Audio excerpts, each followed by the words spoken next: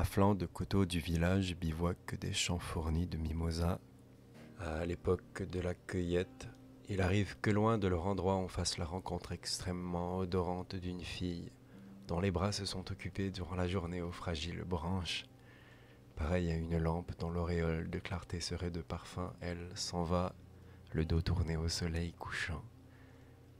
Il serait sacrilège de lui adresser la parole.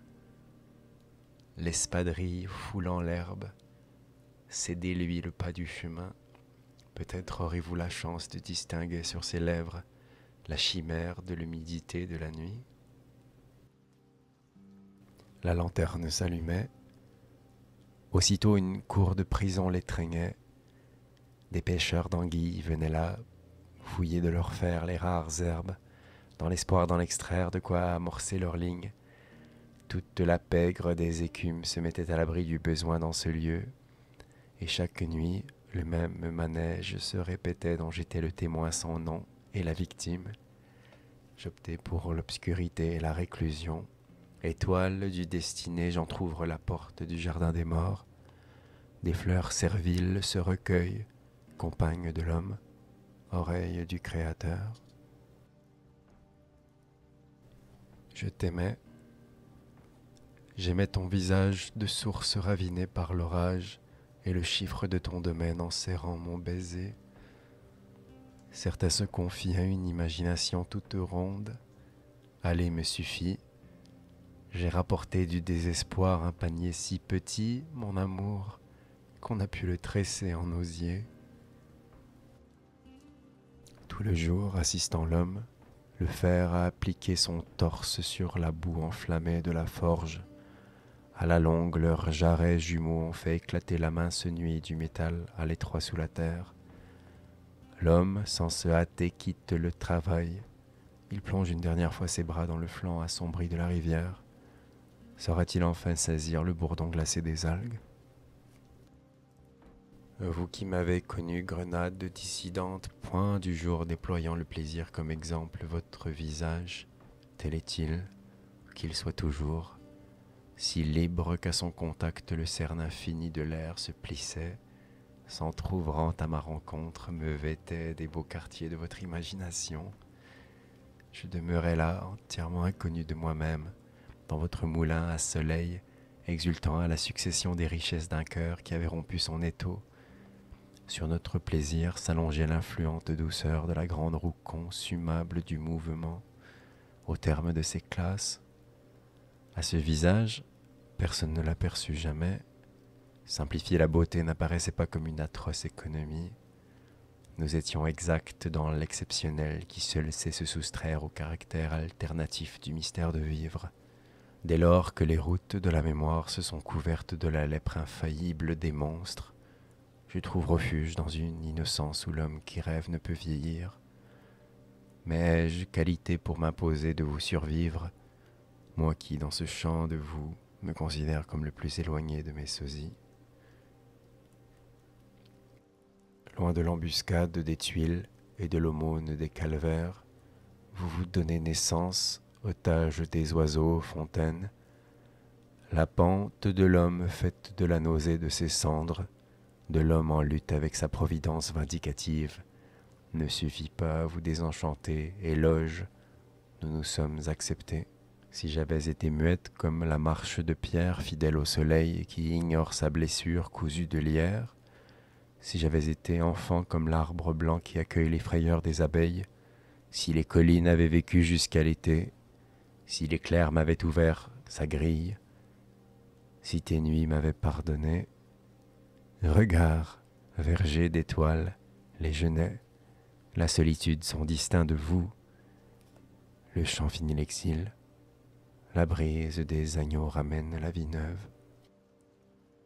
Entre le couvre-feu de l'année et le tressaillement d'un arbre à la fenêtre, vous avez interrompu vos donations. La fleur d'eau de l'herbe rôde autour d'un visage. Au seuil de la nuit, l'insistance de votre illusion reçoit la forêt.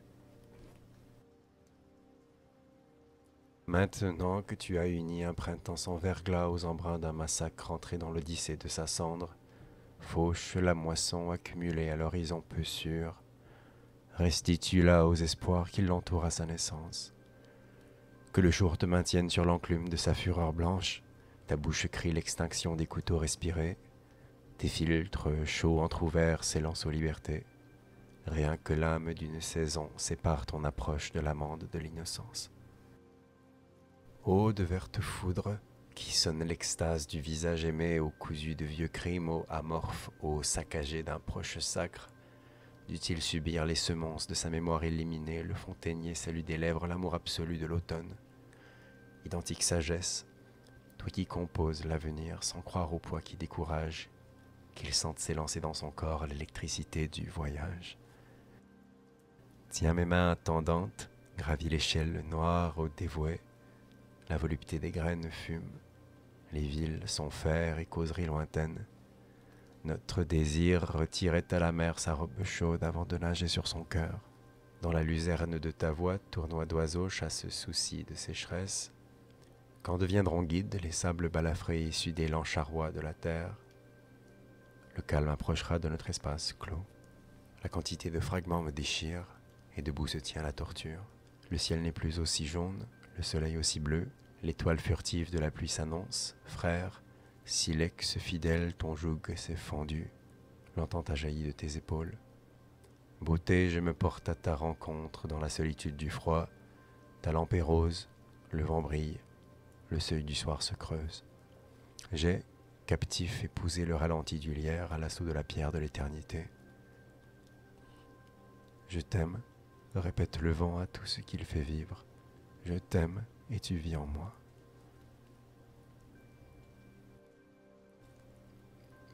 Le Loriot entra dans la capitale de l'aube. L'épée de son chant ferma le lit triste. Tout a jamais pris fin. Cette femme, à l'écart de l'affluence de la rue, tenait son enfant dans ses bras comme un volcan à demi consumé tient son cratère. Les mots qu'elle lui confiait parcouraient lentement sa tête avant de trouer la léthargie de sa bouche. Il émanait de ces deux êtres, dont l'un ne pesait guère moins que la coque d'une étoile, un épuisement obscur qui bientôt ne se raidirait plus et glisserait dans la dissolution. Cette terminaison précoce des misérables, au ras du sol, la nuit entrait légère dans leur chair qui titubait. À leurs yeux, les mondes avaient cessé de s'affronter s'ils l'avaient jamais fait. Dans cette femme encore jeune, un homme devait avoir racine. Mais il demeurait invisible, comme si l'horreur, à bout de force, s'en était tenue là. L'entrain égoïste, congé des idiots et des tyrans qui flânent toujours dans les mêmes parties éclairées de son quartier est aposthume. La vulnérabilité qui ose se découvrir nous engage étroitement. J'entrevois le jour où quelques hommes qui ne se croiront pas généreux et acquittés parce qu'ils auront réussi à chasser l'accablement et la soumission au mal des abords de leurs semblables, en même temps qu'ils auront atteint et maîtrisé les puissances de chantage qui de toutes parts les bravaient. J'entrevois le jour où quelques hommes entreprendront sans ruse le voyage de l'énergie de l'univers, et comme la fragilité et l'inquiétude s'alimentent de poésie, au retour il sera demandé à ces hauts voyageurs de bien vouloir se souvenir. Es-tu ma femme faite pour atteindre la rencontre du présent, l'hypnose du phénix convoite ta jeunesse. La pierre des heures l'investit de son lierre. Es-tu ma femme? Lent du vent où guerroie un vieux nuage donne naissance à la rose de violence, ma femme faite pour atteindre la rencontre du présent. Le combat s'éloigne et nous laisse un cœur d'abeille sur nos terres, l'ombre éveillée, le pain naïf, la veillée file lentement vers l'immunité de la fête, ma femme faite pour atteindre la rencontre du présent. Je sais où m'entravent mes insuffisances. Vitrail, si la fleur se détache du sang du jeune été, le cœur d'eau noire du soleil a pris la place du soleil, a pris la place de mon cœur. Ce soir, la grande roue errante, si grave du désir, peut bien être de moi seul visible. Ferai-je ailleurs jamais naufrage? Au cours de la lutte si noire et de l'immobilité si noire, la terreur aveuglant mon royaume, je m'élevai des lions ailés de la moisson jusqu'au cri froid de l'anémone. Je vins au monde dans la difformité des chaînes de chaque être. Nous nous faisions libres tous les deux. Je tirai d'une morale compatible les secours irréprochables, malgré la soif de disparaître. Je fus prodigue dans l'attente, la foi vaillante, sans renoncer. L'enfant que la nuit venue, l'hiver descendait avec précaution de la charrette de la lune une fois à l'intérieur de la maison balsamique, plongeait d'un seul trait ses yeux dans le foyer de fonte rouge. Derrière l'étroit vitrail incendié, l'espace ardent le tenait entièrement captif, le buste incliné vers la chaleur. Ses jeunes mains scellées à l'envolée de feuilles sèches du bien-être, l'enfant éplait la rêverie du ciel glacé. Bouche, ma confidente, que vois-tu? Cigale. Je vois un pauvre champignon au cœur de pierre, en amitié avec la mort. Son venin est si vieux que tu peux le tourner en chanson. Maîtresse, où vont mes lignes? Belle, ta place est marquée sur le banc du parc où le cœur a sa couronne. Suis-je le présent de l'amour? Dans la constellation des Pléiades, au vent d'un fleuve adolescent, l'impatient Minotaure s'éveillait. Tellement j'ai faim, je dors sous la canicule d'épreuves. J'ai voyagé jusqu'à l'épuisement, le front sur le séchoir noueux. Afin que le mal demeure sans relève, j'ai étouffé ses engagements, j'ai effacé son chiffre de la gaucherie de mon étrave, j'ai répliqué au cou. On tuait de si près que le monde s'est voulu meilleur, brumaire de mon âme, jamais escaladé, qui fait feu dans la bergerie déserte. Ce n'est plus la volonté elliptique de la scrupuleuse solitude, elle, le double des cris d'un million de crimes se levant soudain dans des yeux jadis négligents, mon très nouveau dessein et cette large abdication du remords. Montre-toi, nous n'en avions jamais fini avec le sublime bien-être des très maigres hirondelles, avides de s'approcher de l'ample allègement, incertain dans le temps que l'amour grandissait, incertain, eux seuls, au sommet du cœur, tellement j'ai faim. Ta nuit je l'ai voulue si courte que ta marâtre taciturne fut vieille avant d'en avoir conçu les pouvoirs. J'ai rêvé d'être à ton côté ce fugitif harmonieux, à la personne à peine indiquée aux bénéfices provenant d'une route triste et d'angélique. Nul n'ose le retarder. Le jour s'est soudain resserré, perdant tous les morts que j'aimais. Je congédie ce chien, la rose, dernier vivant, distrait été. Je suis l'exclu et le comblé. Achevez-moi, beauté planeuse, ivre paupières mal fermées.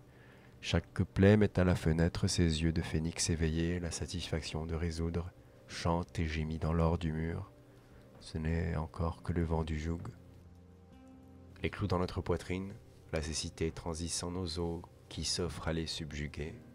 Pionniers de la vieille église, affluence du Christ, vous occupez moins de place dans la prison de notre douleur que le trait d'un oiseau sur la corniche de l'air. La foi, son baiser s'est détourné avec horreur de ce nouveau calvaire.